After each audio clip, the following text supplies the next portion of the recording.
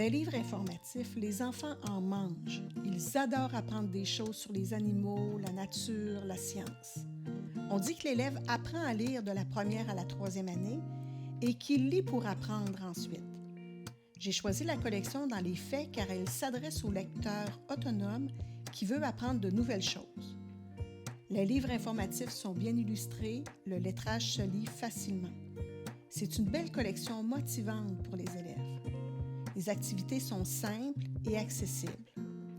Il est évident que cette collection deviendra un chouchou dans votre classe.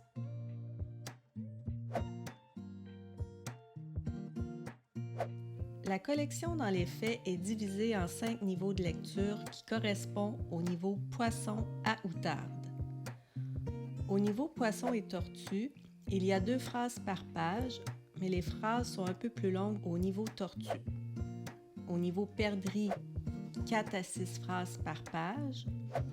Et au niveau canard et outarde, 2-3 paragraphes par page, mais la police est plus petite au niveau outarde.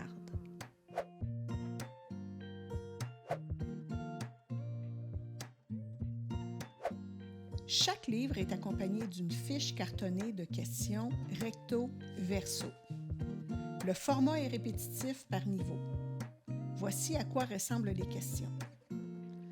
Nomme 2 choses que tu as apprises. Ça réfère au numéro 1 de notre PDA, reformuler l'information explicite dans ses propres mots ou à l'aide d'images. Il y a des questions à choix de réponse, des vrais ou faux. Ça réfère dans notre PDA au numéro 2, 3 et 4 selon le niveau d'apprentissage où on est. Alors, répondre à des questions explicites où on ajoute le pourquoi, le comment et la justification des réponses pour les plus grands. Il y a une question sur « Que choisirais-tu » ? Dans notre PDA, ça réfère au numéro 8 où on demande de s'exprimer par rapport au texte, dire ce que l'on en pense. Il y a des exercices où il faut écrire le mot que représente l'image. Numéro 18 dans notre PDA, regarder les images. Il y a une question où l'élève doit écrire le titre du livre. Ça réfère au numéro 21, lire le titre. Et il y a, pour terminer, relis le mot à la bonne définition.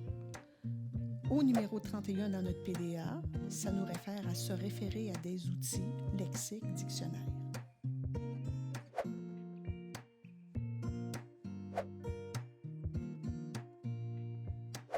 On vous suggère de faire une modélisation, surtout concernant les différents types de questions, avant de faire travailler les élèves individuellement.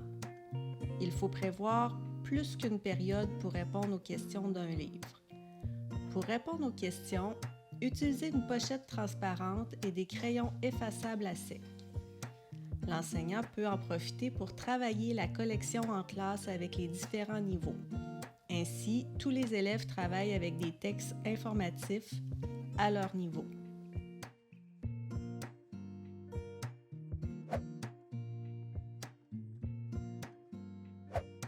Voici les avantages à travailler avec la collection Dans les faits.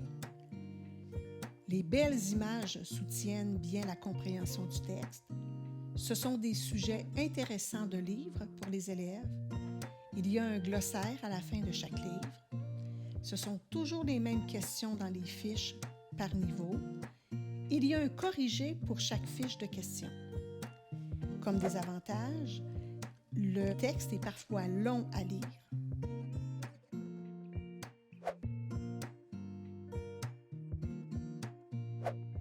Pour emprunter cette collection, vous référez à Caroline, la conseillère pédagogique.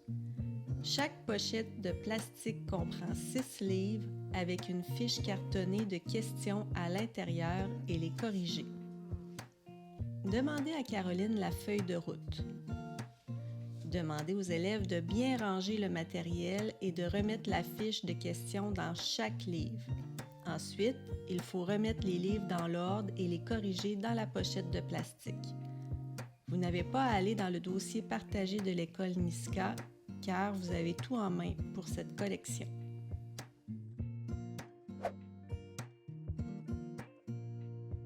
Pour garder la motivation dans les ateliers de lecture, on suggère d'alterner les types de textes. Il y a beaucoup de matériel avec des textes narratifs. Donc, après avoir passé quelques semaines avec des histoires, il va être temps d'utiliser des textes informatifs avec dans les faits. Les enfants seront contents de la nouveauté, d'apprendre des choses, de lire des textes différents. Bonne lecture!